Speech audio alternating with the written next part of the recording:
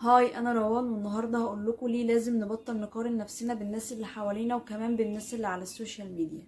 لازم نعرف ان كل واحد فينا ظروفه مختلفة، فما ينفعش اقارن نفسي بصاحبتي او اقارن نفسي بقرايبي او حتى اقارن نفسي باخواتي اللي عايشين معايا في البيت، لان كل واحد فينا ليه اهداف مختلفة، كل واحد بيفكر بطريقة مختلفة وعايز يحقق حاجات في حياته غير التاني. شخصية كل واحد مختلفة، ما ينفعش ابص لده واقول شوف عمل ايه في حياته انا عايزة ابقى زيه، ولا دي عملت ايه في حياتها. لا، انا مختلفة، اشوف انا عايزة اعمل ايه واعمله. المقارنة مش هتكون عادلة ومش هتوصلني لأي حاجة، بالعكس المقارنة دي هتأذيني.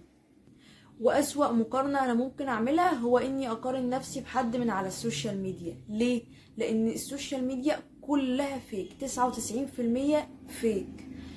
يعني أنا دلوقتي لما أجي أبص لبنت وأحس إن هي رفيعة أو جسمها حلو، هي ممكن ما تكونش أصلا رفيعة بالشكل اللي أنا متخيلاه، لأن وضعية الصورة بتفرق، الوقفة بتفرق، الإضاءة بتفرق.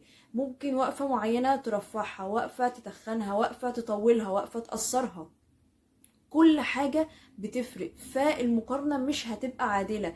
واحدة بشرتها كويسة وكل صورها حلوة على الانستا، طيب ما يا جماعة هي بتبقى حاطة اول حاجة ميك اب وحاطة فلتر، وبعد كده الصورة معمول لها اديت عشان توصل بالشكل اللي احنا شايفينه.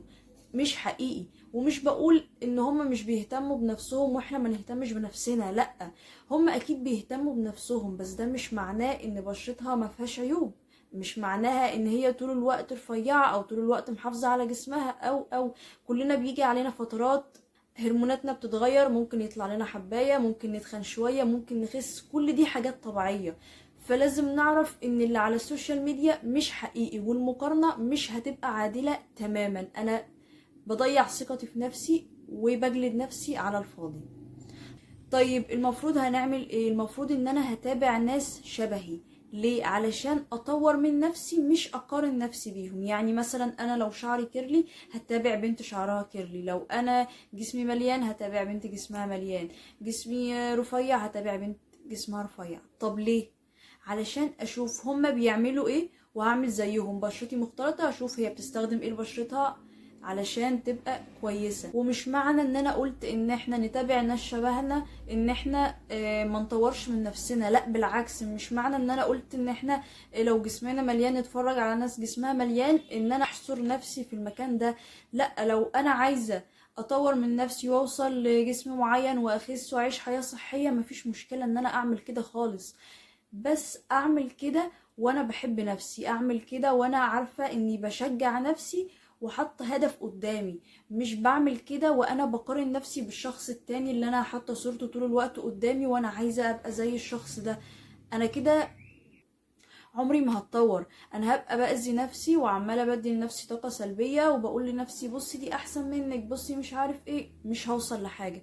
انا هبقى عارفه ان انا بتابع الشخصيه ديت عشان هي شبهي، ولكن في نفس الوقت انا بشتغل على نفسي عشان اوصل لحاجه انا عايزاها، لجسم انا عاوزاه او لبشره انا عاوزاها. ده بالنسبة للحاجات اللي احنا نقدر نغيرها. طب في حاجات تانية انا ما اقدرش اغيرها، هو ربنا خلقني بالحاجة دي كده، انا مش هقدر اعمل فيها حاجة. الحاجة ديت انا لازم اتقبلها. ولازم تعرفوا ان كل الناس اللي احنا بنشوفهم على الانستا والصور الحلوة، وحتى اكتر ناس احنا بنحبهم وشايفينهم ان هم بيرفكت، عندهم حاجات في شكلهم وفي جسمهم هم مش حابينها، بس الناس ديت متقبلاها. لازم ان احنا نتقبل الحاجات اللي مش هنعرف نغيرها. لازم نعرف ان ربنا ميزنا بالحاجة دي، لازم ان احنا نحبها ونتقبلها.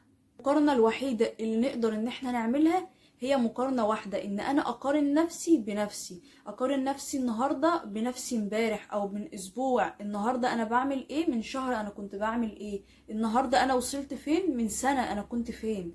دي المقارنة الوحيدة اللي هتطلعني قدام، اللي هتحمسني، اللي هتحفزني ان انا اكمل في اللي انا بعمله. انا فين النهاردة وكنت فين من كام سنة. في النهاية هقول لكم ما تقارنوش نفسكم بحد، خليكم واثقين في نفسكم، اشتغلوا على نفسكم وطوروا من نفسكم، وبطلوا ان انتوا تجلدوا نفسكم. بس كده.